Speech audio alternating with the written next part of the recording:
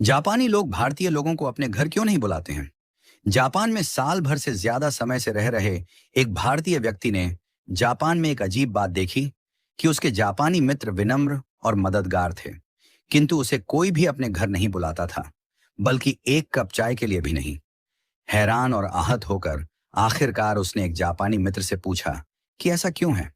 काफी देर तक चुप रहने के बाद उस दोस्त ने भारतीय व्यक्ति को जवाब दिया कि हमें भारतीय इतिहास पढ़ाया जाता है, किंतु प्रेरणा लेने के लिए नहीं, बल्कि एक चेतावनी के तौर पर। यह सुनकर उस भारतीय व्यक्ति ने हैरान होकर पूछा, क्या चेतावनी? भारतीय इतिहास चेतावनी के तौर पर पढ़ाया जाता है? प्लीज बताओ, ऐसा क्यों है?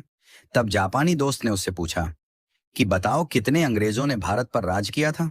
तब भारतीय व्यक्ति ने कहा, शायद लगभग 10,000। जापानी व्यक्ति ने गंभीरता से सिर हिलाया और पूछा, उस समय भारत में 30 करोड़ से ज्यादा भारतीय रहते थे, है ना? तो फिर तुम्हारे लोगों पर अत्याचार किसने किया?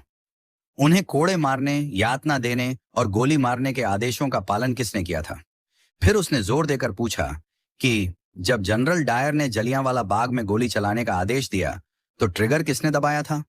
क्या वे अंग्रेज सैनिक थे? नहीं, वे भारतीय थे। किसी ने भी जनरल डायर पर अपनी राइफल क्यों नहीं तानी? एक ने भी नहीं। फिर उसने कहा, तुम जिस गुलामी की बात करते हो ना, यही तुम्हारी असली गुलामी थी, शरीर की नहीं, आत्मा की। वह भारतीय व्यक्ति जड्डवत, मौन और शर्मिंदा खड़ा सुनता रहा। जापानी मित्र ने आगे कहा, चलो बताओ, मध्य एशिया से कितने मुगल आए थे? शायद कुछ हजार। और फिर भी उन्होंने सदियों तक तुम पर राज किया।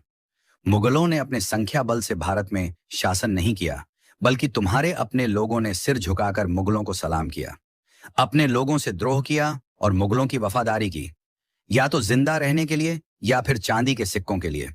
तुम्हारे अपने ही लोगों ने अपना धर्म परिवर्तन कर लिया, अपनी बहन बेटी मुगलों से ब्याह दी। तुम्हारे ही लोगों ने तुम्हारे नायकों को अंग्रेजों को सौंप दिया। बताओ चंद्रशेखर आजाद के साथ विश्वासघात किसने किया था? वे अल्फ्रेड पार्क में छुपे हैं। यह खबर अंग्रेजों को किसने दी थी? भगत सिंह को, उस समय के बड़े राजनेता जो अंग्रेजों से अपनी बातें मनवा सकते थे। उनकी अनुमति के बिना फांसी पर चढ़ाना आसान था क्या? जो कि खुद को देशभक्त कहते थे। तुम भारतीयों को विदेशी दुश्मनों की जरूरत नहीं है। तुम्हारे ही लोग सत्ता, पद और निजी लाभ के लिए बार बार तुम्हें धोखा देते हैं। इसलिए हम भारतीयों से दूरी बनाकर रखते हैं। जब अंग्रेज हांगकांग और सिंगापुर आए थे, तो एक भी स्थानीय व्यक्ति उनकी सेना में शामिल नहीं हुआ। लेकिन भारत में तुम सिर्फ दुश्मनों की सेना में ही शामिल नहीं हुए, बल्कि तुमने उनकी सेवा की, उनकी पूजा की। उन्हें खुश करने के लिए अपने ही